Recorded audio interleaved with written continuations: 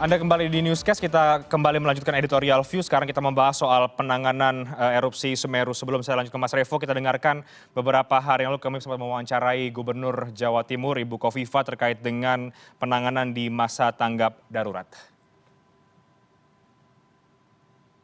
Bu, langkah apa yang kemudian akan diambil oleh Pemprov Jatim untuk penanganan pasca erupsi Gunung Semeru? Ya, pertama karena ini masa tanggap darurat, pasti kita prioritas search and rescue, proses pencarian dan penyelamatan. Ini tetap jadi prioritas karena ada beberapa warga yang masih dalam pencarian berdasarkan laporan warga atau keluarga yang lain. Berikutnya adalah kita ingin memaksimalkan layanan bagi titik-titik pengungsian. Titik-titik pengungsian ini masih terus ditata, menghindari kemungkinan terjadinya klaster pengungsi. Oleh karena itu, sedapat mungkin setiap titik kita longgarkan. Titik-titik yang terkonfirmasi padat, maka diurai. Maka kalau ada penambahan titik pengungsi sesungguhnya karena memang kita sedang memanage supaya tidak terjadi kepadatan di titik-titik tertentu. Pada saat yang sama kita sudah melakukan proses untuk menyiapkan semacam huntara. Baik, Mas Revo, evakuasi dan penanganan terus dilakukan seperti yang disampaikan juga oleh Ibu Gubernur. Tapi di sisi lain juga kemudian muncul pertanyaan pekan ini setelah erupsi Semeru. Bagaimana sebetulnya sistem peringatan dini? Karena ada yang mengatakan bahwa tidak berjalan, tapi sejumlah pihak mengatakan sistem peringatan dini tetap sesungguhnya sudah berjalan. Apa saja menjadi catatan dari CNN Indonesia, Mas Revo, atas bencana erupsi Semeru? Iya, Reinhardt, ini kan memang ketika terjadi erupsi Semeru ini cukup mengejutkan ya di kita ya, karena ini tepat hari ke berapa? Ini kan Sabtu minggu lalu ya.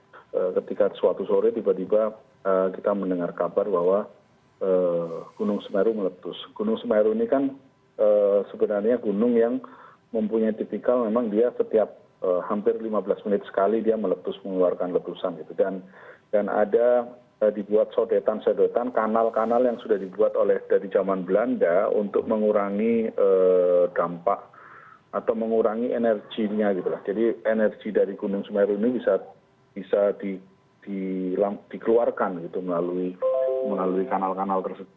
Nah, saya kemarin ketika kita lihat tiba-tiba Semeru meletus dan korban yang ada sangat banyak gitu. Ini ada beberapa catatan yang bisa kita berikan. Pertama, tidak adanya peringatan dini yang cukup masif kepada masyarakat di sekitar lereng Semeru. Biasanya selama ini kalau misalkan ada peningkatan aktivitas itu kan selalu akan ada woro-woro ya, pengumuman dari dinas PVMBG gitu ya. Bahkan status Gunung Semeru kemarin masih waspada, ditetapkan masih waspada, jadi masih ada status siaga dan awas gitu ya. Jadi artinya masih tiba-tiba aja gitu ada erupsi. Nah, catatan yang kedua ini tentu ketika dampak erupsi ini memakan korban jiwa dan kemudian korban material yang cukup besar, artinya pemerintah punya PR untuk melakukan pemetaan ulang jalan lahar, kemudian jalan guguran awan panas dan material-material lain terkait dengan wilayah-wilayah permukiman, di mana kampung-kampung permukiman itu bisa apakah cukup aman atau tidak gitu. Kalau memang misalkan dari hasil pemetaan dinyatakan tidak aman, maka ini menjadi pekerjaan rumah bagi pemerintah untuk segera melakukan relokasi terhadap warga-warga yang ada di wilayah-wilayah terdampak tersebut, Reinhardt. Oke, baik. Mas Revo sudah muncul wajahnya akhirnya di layar ini, Mas Revo, setelah beberapa saat lalu kita tidak kelihatan wajahnya. Tapi kita lanjutkan. Tidak ada peringatan dini yang masif, artinya ini menjadi catatan ya, Mas Revo. Artinya sekali lagi soal mitigasi yang kemudian kita perlu soroti. Karena ke depan juga ini perlu diperhatikan oleh pemerintah dan semua pihak bahwa mitigasi sangat penting untuk menghindari adanya korban, terutama korban meninggal dunia setelah bencana. Ya, betul, Renhat. Ini kan penting ya adanya early warning. Nah, kita kan sampai detik ini masih belum tahu kalau pihak PVMBG dan pihak pemerintah kan menyatakan bahwa sistem early warning-nya masih berfungsi dengan baik. Tapi kalau sampai muncul korban puluhan orang ya, lebih di atas 40 orang meninggal dunia, kemudian sampai banyak juga yang terluka, maka ini kan tetap patut dipertanyakan. Kalau sistem peringatan dininya itu berjalan dengan baik, harusnya sih korban tidak sampai jatuh gitu ya. Artinya warga cepat-cepat dievakuasi dan kemudian mau bisa diminimalisir kerugian dan korban jiwanya. Nah, ini menjadi catatan yang harusnya disikapi dengan baik, mengingat kita ini kan hidup di cincin api ya, Renat ya. Kita ini dikelilingi gunung-gunung api yang berkeliling gitu dari di sepanjang Jawa, kemudian Sumatera sampai Nusa Tenggara, itu kan Sulawesi juga, di Maluku itu gunung-gunung api ada banyak gitu. Artinya kalau misalkan sistem peringatan dini dan mitigasinya ini tidak berjalan dengan baik, maka ya kita khawatir ya kejadian-kejadian serupa akan berulang. Nah, ini sebaiknya sih sudah tidak ada lagi yang defensif gitu ya. Apakah ini berjalan atau sistem peringatan dininya ini hidup atau mati gitu ya, artinya berfungsi atau tidak gitu. Tapi nyatanya korban jiwa jatuh dan ini harus segera dievaluasi. Oke, harus ada evaluasi terkait dengan sistem peringatan dini, itu yang menjadi highlights kita. Mas Revo, dalam wawancara kita dengan Gubernur Kofifa beberapa hari yang lalu juga menyoroti bahwa banyak masyarakat yang langsung bertanya soal hunian setelah ini. Tadi Mas Revo menyinggung soal relokasi. Ada rencana hunian sementara, Huntara akan dibangun dalam beberapa bulan ke depan, lalu kemudian akan ada hunian tetap. Tapi secara titik relokasinya masih belum bisa dipastikan. Jadi ketika kita tanya ada di mana, itu belum bisa kemudian dijawab. Nah, apa yang perlu menjadi perhatian, Mas Revo, dari pemerintah yang harus segera melakukan relokasi terhadap warga yang juga saat ini di pengungsian, tapi di sisi lain mereka juga bertanya-tanya bagaimana kemudian nasib mereka ke depan? Iya, Renat. Jadi pemetaan ulang terhadap jalur lahar itu yang pertama yang harus dilakukan ya. Karena kan hunian-hunian yang kemarin terdampak ini tentunya ada di jalur lahar. Sebenarnya jalur lahar ini kan secara tradisional kalau di Semeru itu sudah ada kan, di Besukbang, kemudian di Curah Kobokan dan sebagainya, dan sampai ke jembatan yang kemarin putus itu di Geladak Perak ya, jembatan Geladak Perak itu kan juga termasuk salah satu jalur tradisional lahar Semeru gitu. Nah, jangan sampai kemudian warga, ya yang pasti kan pemukiman harus jauh dari wilayah-wilayah guguran lahar. Kalau secara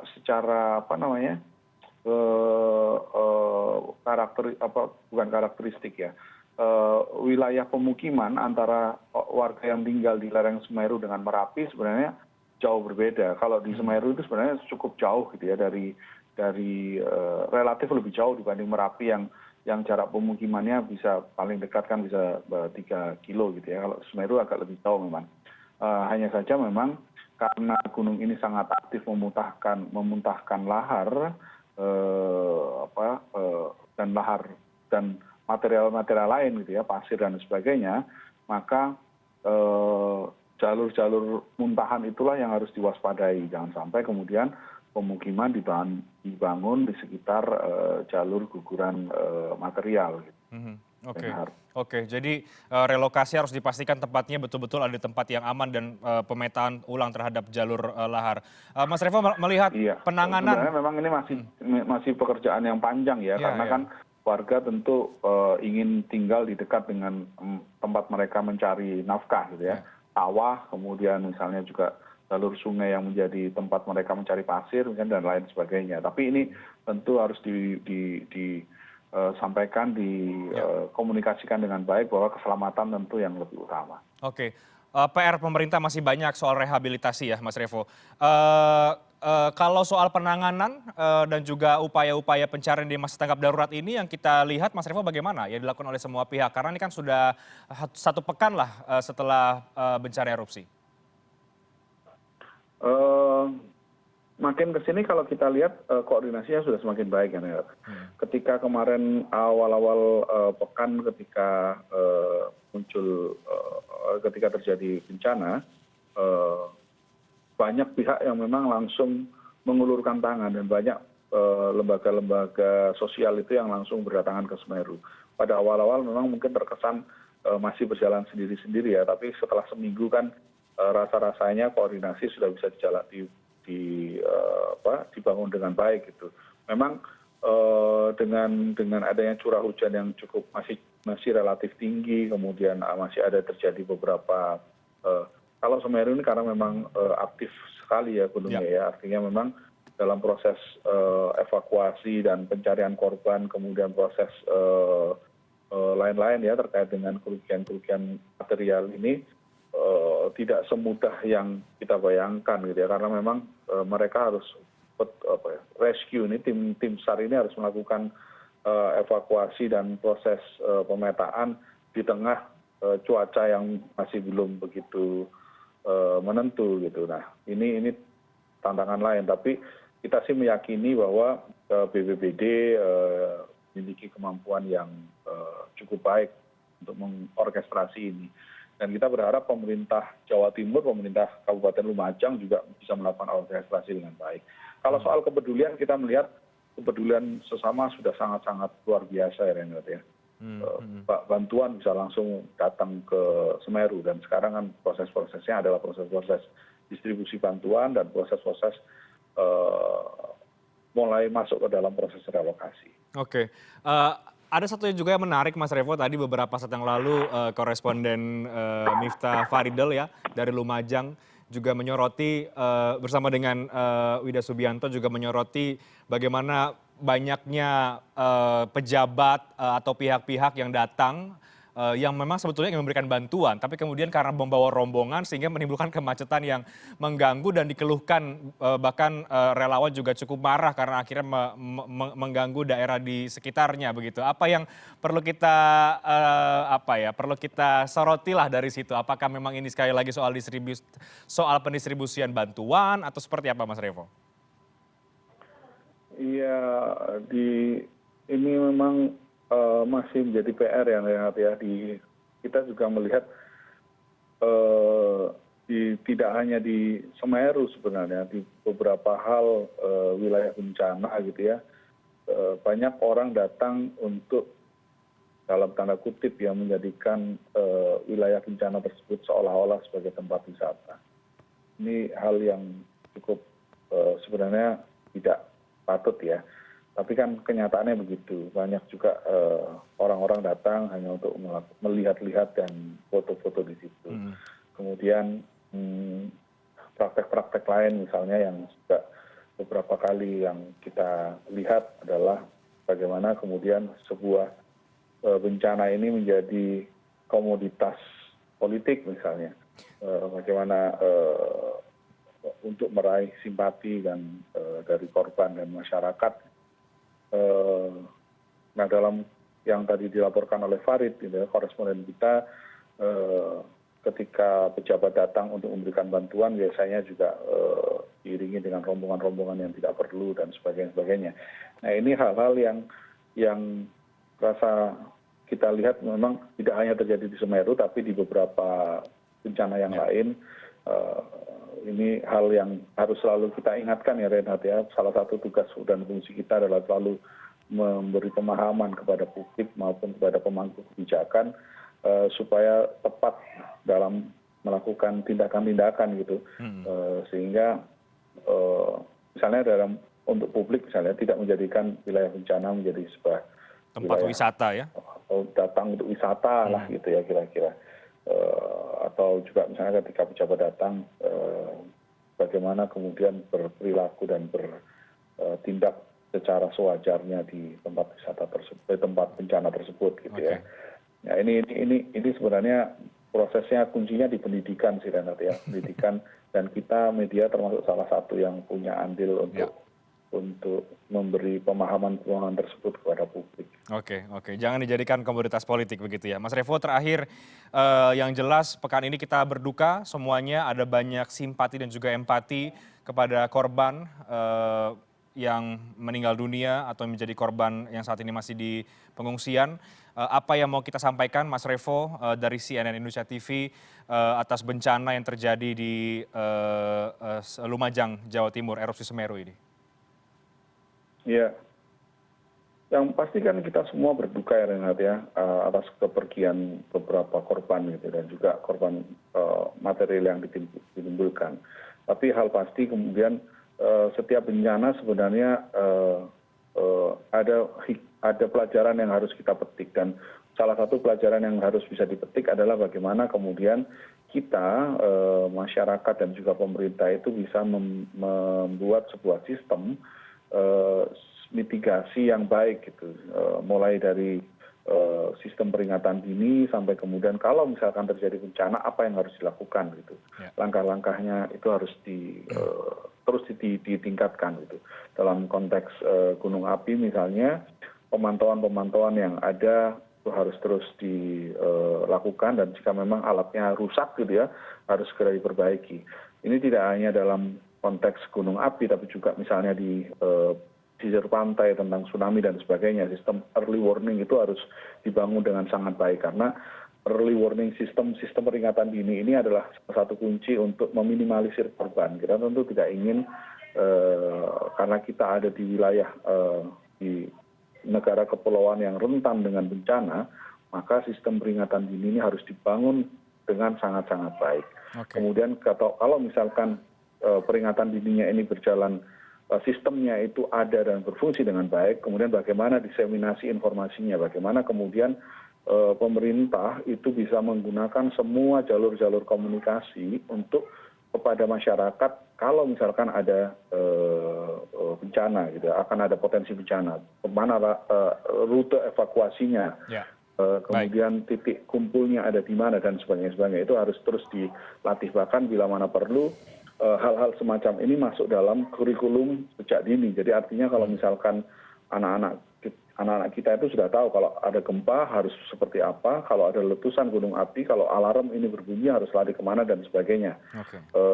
Kemudian yang paling penting juga ketika sudah terjadi bencana, bagaimana kemudian melakukan penanganannya, karena jangan sampai biasanya kita cukup tergagap-gagap kalau misalkan ada bencana, kemudian penanganannya seperti apa, karena pasti ya buat para korban itu kehilangan rumah, kehilangan tempat tinggal, lari dengan pakaian yang ada di badan saja. Ketika malam itu terus bagaimana dengan kebutuhan air bersih, kebutuhan tempat tinggal sementara, makanan dan sebagainya, rute logistik dan sebagainya itu harus dipikirkan. Nah, ini sebenarnya jalan panjang, tapi karena kita hidup di wilayah yang rentan dengan bencana, maka ini menjadi hal yang urgent untuk difikirkan oleh kita semua.